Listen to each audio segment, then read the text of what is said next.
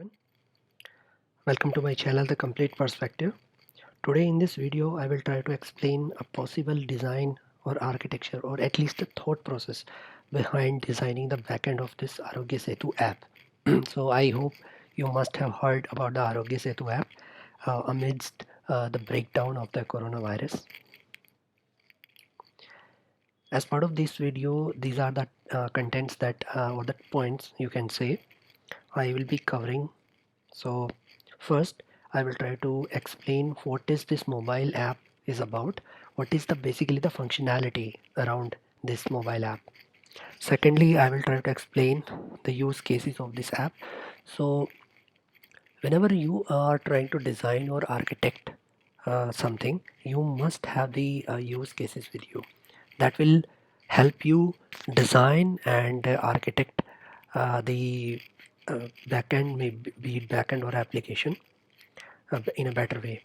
Then I will try to explain the thought process or the algorithm behind how this mobile app determines whether a user has come in contact with an infected user or not.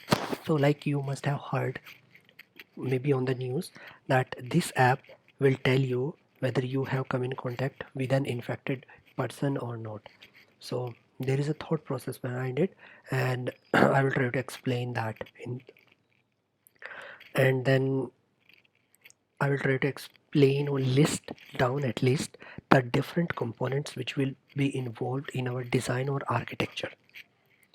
And then finally, I will try to show you the architecture or the design that I have come up with for the backend of this mobile app from a development perspective.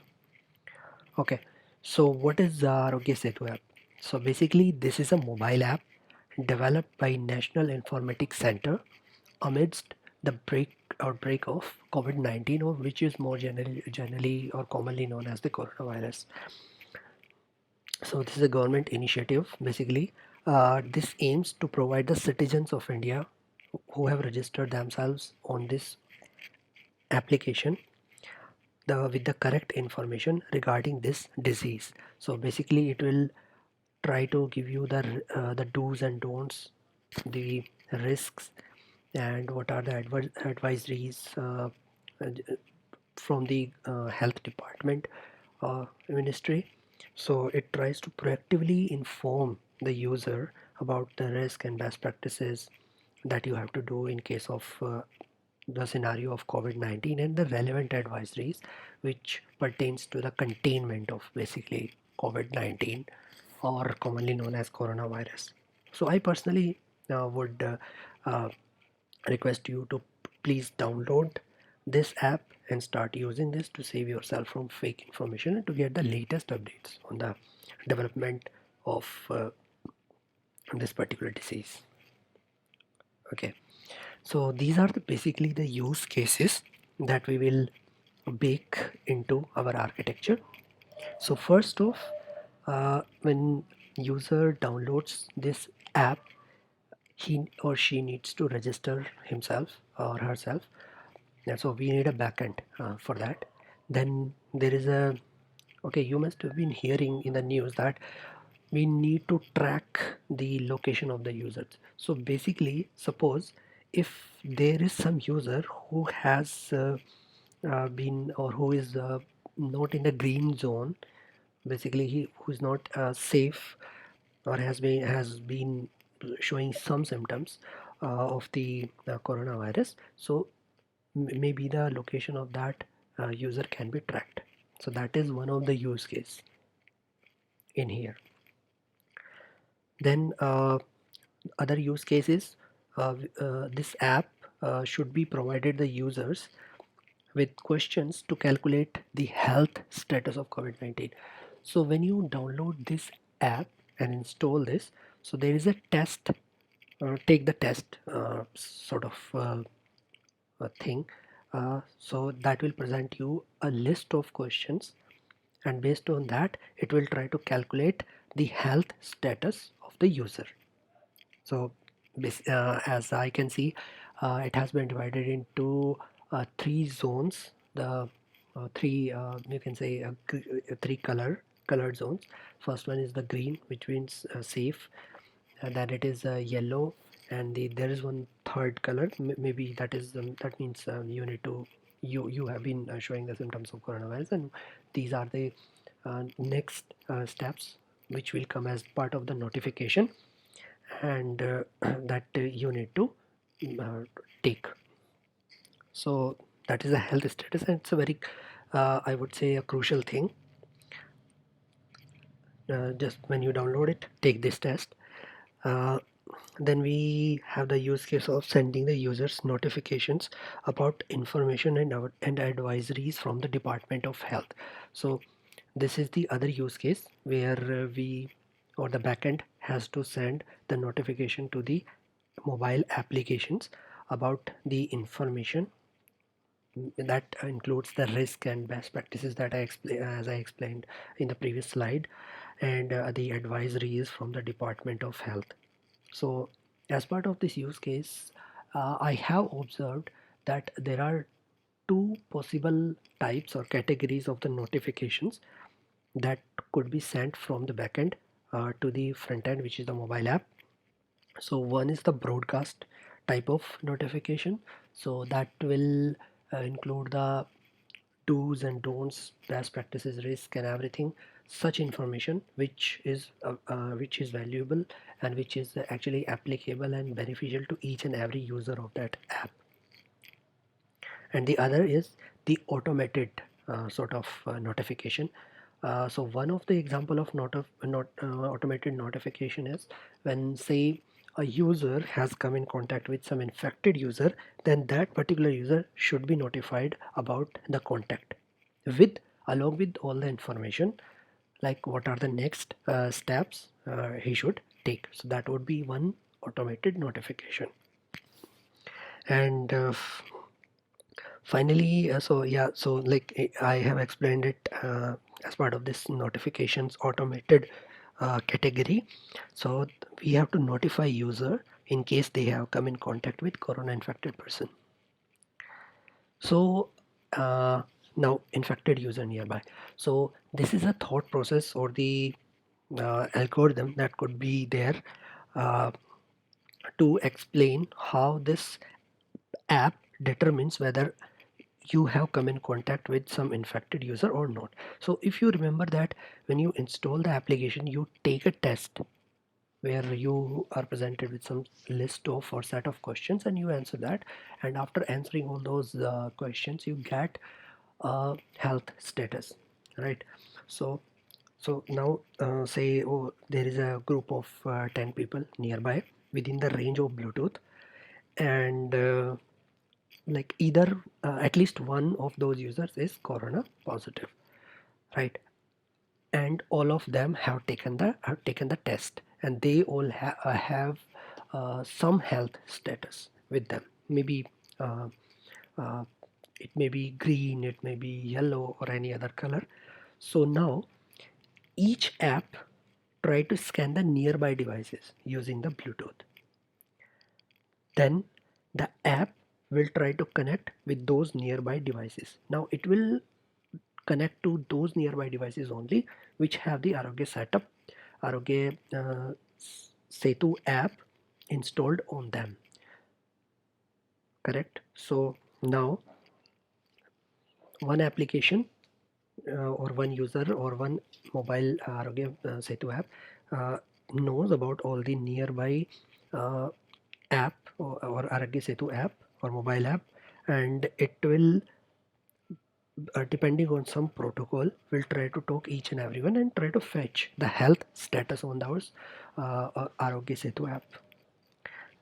So after this app fetches the health status on each connected app, then depending on that particular app will say whether whether the app is in within a range, Bluetooth range of some infected users or not.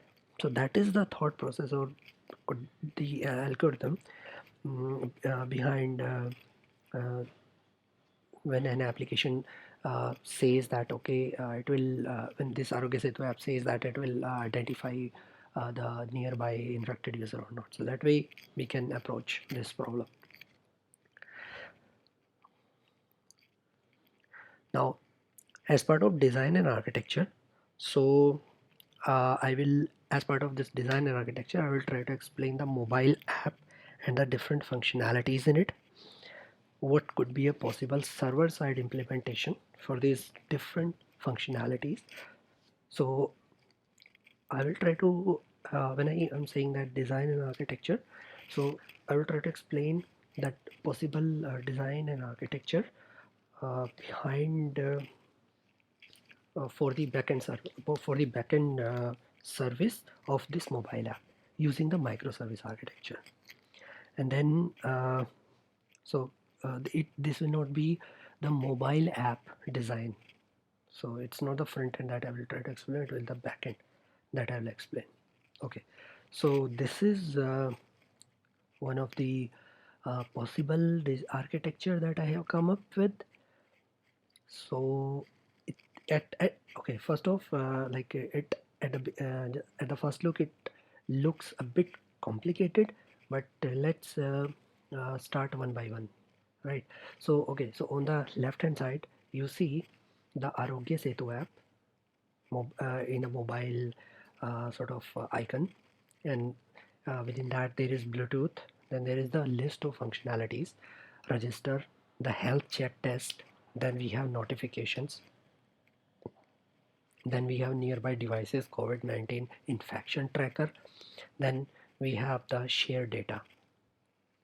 So let's start from register and share data first. So using a microservice architecture, or from the microservice architecture perspective, I have tried to draw this design for the architecture thing. So the first microservice in this case is user management microservice. So what it does, it tries to uh, take care of all the user tries to take care of the user registration, sign in, sign out part, and also when this Aarogya Setu app tries to share any data that will be going through this user management microservice. So there is a VIP behind it just to do a load balancing and to make VIP even more fault tolerant, or keep the availability of the VIP. We can use the DNS behind it as well. So I haven't shown that here, but that is one of the way to fall back or to take care of the VIP failure as well.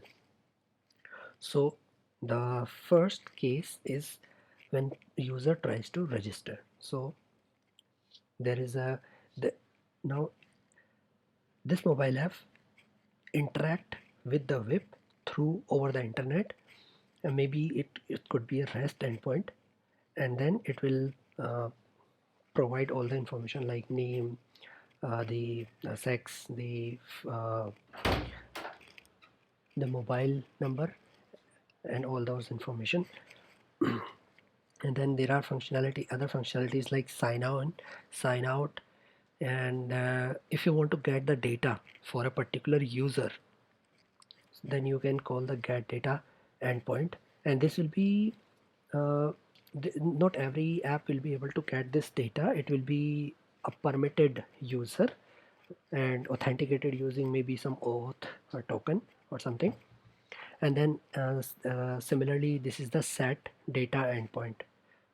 This is also a permission restricted and unexposed API to the mobile app. So this set data, uh, okay, so I will say that this is not an unexposed endpoint, because the user can set the data, but certainly this is a permission restricted and authenticated user using some auth or token. And then this microservice has its own SQL database which can be independently scaled using some other strategies, maybe master slave, sharding, replication, etc. So these are the so this database basically will contain all the information regarding or corresponding to the user. So that the information could be like, okay, the name of the user, mobile number will be the primary key here, and like belonging to this particular region, this state, city, what is the health status of that. So this way, like all the related information to user, that will be stored in this particular SQL database. So that is the user management microservice. And then we have the user management console as well, that can interact with the this user management microservice. Okay, so this user management console is basically to say I want to see the list of users, infected users in a particular city, right? So I need to get the data basically, or I need to interact with the SQL database. So this user management console sends the request through this web to the user management microservice, and then the concerned person or the concerned admin person can see the data of the users in a particular format maybe. Then second microservice is corona symptoms checker microservice. So like I explained that when user install the app, it needs to take the test in order to determine the health check or health status.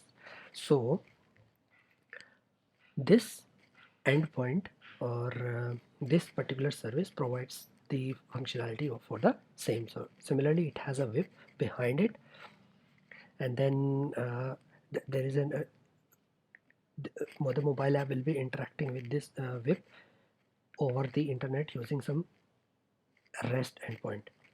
Now the endpoints of the corona symptoms checker microservice are, it could be get next question. So basically when you answer one question, depending on the result of that question, it needs to determine what could be the possible next question. So say the question was have you traveled in the last 14 days or something like that, like internationally or like that.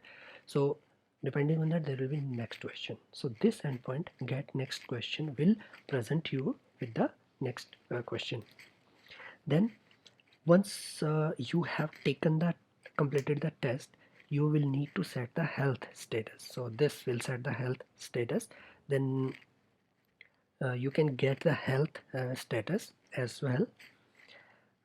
And then third one is the set questions.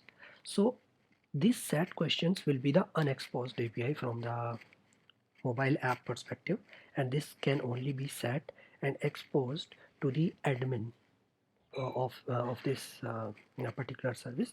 So basically that is the questions management console that I have given the name to it. So if you see, the questions management service interact with the web in order to load or store the questions. So if you want to configure an hierarchy or add a question to the existing hierarchy, so this console can be used, or this can be used or the questions basically I would say will be set by team of the doctors or team of the team of the uh, uh, persons who are working in the Department of Health Ministry. So they will be that will be interacting with the web, and it will then this corona symptoms checker microservice will talk to the read write for the read write operations to the MySQL DB. Okay, so there has been decision made by me that we should be using the MySQL DB here, because in order to represent those questions in a hierarchy, basically this will be a decision tree of the static questions. Like questions will not be changing that much, so it will be the read intensive thing, read intensive operation. So a decision tree data structure I have used here, and a decision tree is basically more like a binary tree, and I have seen that you can store binary tree into MySQL. Of course there could be some other DB as well where you can store that, but I have seen this or I have used MySQL as to storing the binary tree, so I have used that. And okay, now if while setting the health status, if you see that the health of the particular person is not green, it is different from that. So in that case, it will try to send, or it will try to interact with the notification microservice. So why would it do that? So say this is the scenario when a user has income, a user in a group has been identified as infected user. So all the nearby user should be notified about this, right? So in order to do that, the corona symptoms checker microservice, while setting the health status, will contact with the first will contact with the user contact with infection microservice, the last service basically that I will explain later, to get the nearby or the connected users, the nearby users to that infected user who must have come in contact with that particular user. So the list of those users will be fetched from this user contacts with infection microservice endpoint, and then there will be an automated message along with the information, like what are the next steps and what are the risks and what should be done. In that case, that automated message will be generated to uh, each of those user who came in contact with that infected person, and that automated message will be sent to notification microservice, which is basically a Kafka cluster that I will explain later. So that way you can send the notification. This After this, we have the service, the third service, which is the notification microservice. So that as I explained, as I said before, this is basically a Kafka cluster. So be it broadcast messages or be it automated messages generated by corona symptoms checker and microservice endpoint. So all these sorts of messages will be pushed to the Kafka cluster. Kafka, is a very highly scalable and distributed, uh, you can say. So Kafka is a highly distributed and scalable queue, you can say. So you can send the messages or the notifications onto this. Also, we have the broadcast message console for this service as well, in order to create or generate the broadcast messages and send them to all the users. And also you can store the messages that have been sent out as part of the notification to the user in the SQL DB as well. So in order for future reference maybe, so if you can there could be one scenario where you want to load a particular broadcast message and just add some more information to that, or uh, edit that message, maybe edit the 10% of that particular message, and you want to resend that. So it's better to just load the existing message already and edit this and send the as part of the notification. Then finally we have the user contacts with infection microservice. So that microservice is basically responsible to store the interaction of or you can say the graph of one app or one user coming in contact with the other users. So I have used the graph data structure basically here to represent the relation of one user, or the interaction of one user with the other users. So so say in one region there is one group of 10 people within the Bluetooth range, and so but so okay when there could be two scenarios when you come in contact with whether to determine whether you have come in contact with the infected person or not. So first one could be like you are standing in a group within a Bluetooth range of 10 people, maybe 12 people or something like that, and none of them is infected. And other could be like either or at least one of them is infected. So if at least one of them is infected, then you will get to know, or you will if like if any of them is infected user, you will get to know at the same time the notification that you have come in contact with uh, the infected person over the Bluetooth itself. But suppose uh, they some of them, or maybe let's say it like that, that none of the person in that group was infected, but mm, after 2 days or one day he starts showing the symptoms of coronavirus or COVID-19. That is the possibility, right, with this particular viral disease. So in that case, once that particular app or user develops the coronavirus symptoms, so all the nearby or the person who have been in the contact already with that person, they all need to be notified with the next steps, saying that okay, you have been in the contact with a person who now has been identified as corona positive.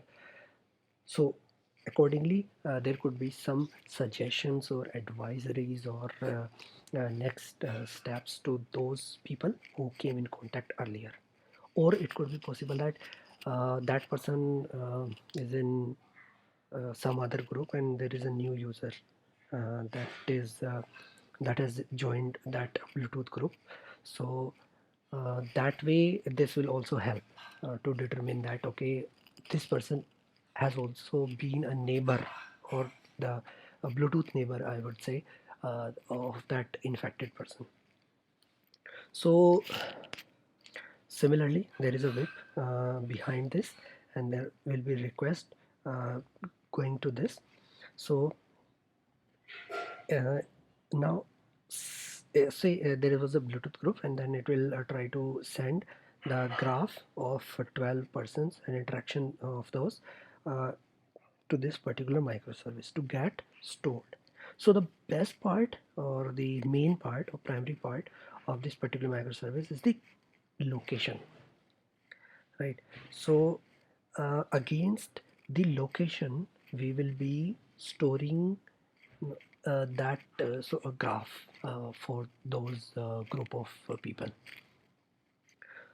So like this get contact list provides you with the list of neighbor or Bluetooth neighbors of a particular user. So that actually the API that was called earlier by Corona Symptoms Checker microservice when set health status was true for a particular user. So that was called by that. And then there is contact set contact list. So this endpoint basically is called by the app while trying to store the graph of those neighboring people, Bluetooth neighbor people. So and so this will okay, so I have written it as unexposed, but I would say that this is the this is the exposed uh, API. So I think this was there is one API missing here, for which actually unexposed and admin permitted operation was meant for. So this set contact list and get contact list are exposed APIs, and set contact list will be called by this app restore. So now okay, so the third API here is to configure the region. So basically, so like set the region or set the zone or set the hotspot through the console.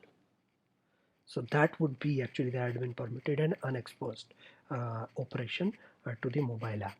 So that I have missed in this particular to write in this particular microservice. So and one more thing I want to add to set contact list. So when you want to update, or you want to set the contact list, and there is one person uh, who has been identified, or who is the corona infected in that particular group. So when it will try to set a neighbor or the graph, so it will again ask the corona symptom checker microservice to accordingly uh, set the health status, and accordingly, if it is not so green or not green, accordingly send the automated message as well. So that is one more thing to set contact list. And like I explained before, that the primary thing for this microservice is the range. So that's why so basically that I did for the scalability perspective, because you cannot store everything, or like the complete India, uh, the people in from all over the India using the same maybe database, or using the uh, same location, right? So because in that case it will be maybe easier to write, but it will not be easier to read. So in order to do that, I have used the range tree based uh, location based on location range. So like when this set contact list is to be updated, then there is a location associated to that as well, and that location may be corresponding to the uh, a city at the initial level. That would be more fine grained, and accordingly, based on that, uh, each city or location, there will be a Cassandra sharded and replicated cluster. So Cassandra I have used to store the graph of the people, and that will be sharded and replicated to make it highly scalable and available. So that range tree will actually help determine based on the location of that particular user, that which maybe which cluster, or which shard we need to go. And depending on this range tree, like we or we, like to decide like which replicated cluster or which server actually it needs to go of the Cassandra. So maybe a zookeeper, one choice would be to use the zookeeper for that. But I have used the range tree uh, uh, based on the location range. So like when there is a location exposed to this particular endpoint, it will try to identify the particular node associated to that location, like that location falls into the particular range. So that node will be identified, and node will have all the information, such information, the configuration information, maybe the URL of the which server, Cassandra server, to talk to for this particular location, and something like that. So that way it is from write perspective as well as from the read perspective, this is scalable and available. And the good part is, like using the console, you can configure the region, zone, or hotspot as well. So like you must have been hearing on the news that a particular zone has been identified as the hotspot. So maybe some zones in Delhi, some zones in UP, Dharavi, in Mumbai. So they have been identified as the hotspot zone. So you can configure that. You can configure the boundaries of that locations, and accordingly you can configure a zone hotspot. And that similar thing. Then accordingly, you can that the operation which I haven't like I missed to write here. That operation will accordingly calculate the range, will insert a node in range tree accordingly, and will insert the data into Cassandra to for that zone to be easily found later on. So, and also uh, this while updating all these information, uh, the every information related to user is also being updated in this particular in the first SQL database, which is against the user management microservice. So uh, all sorts of possible information related to user, be it state, city, zone, age, and all the information that even the some background service uh, for the share data on the mobile app itself would like to share or would like to upload to this service. They all have been stored in the SQLDB against this user management microservice, the first microservice. So, and then the benefit of this is you can do some pattern or statistical analysis using some machine learning on this SQL database to automatically know about the hotspot or zones or pattern of this disease. So this is one of the possible design and architecture that you can think of.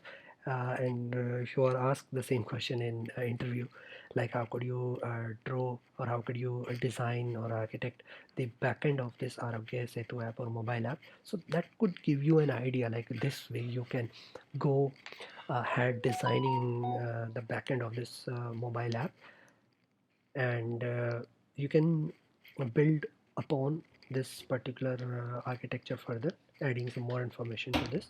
So this is at least the starting process or thought process behind it. So what next? Okay, so the architecture shown here might not seem like covering all the scenarios. If you dig deeper, you might be able to find some scenarios which have not been put or which have not been covered. So please do put in as a comment. This will help everyone. And then you can say that these microservices shown here going further might cannot can be broken down further into finite level. So this is the microservices, but this is how you start actually developing the microservices. You start from some initial architecture based on some initial information, and if you go going down the lane, if you find that this is not the fine grained level, and the microservice can be broken down further, or we can do some more finer level microservicing thing, right? So that you can do. And in case anything else that you think of this particular design architecture, maybe some improvement or maybe some add-on to this, please put in as comment on this particular video. And finally, thanks for watching, and do share and subscribe my channel to get updates on similar videos. Thank you.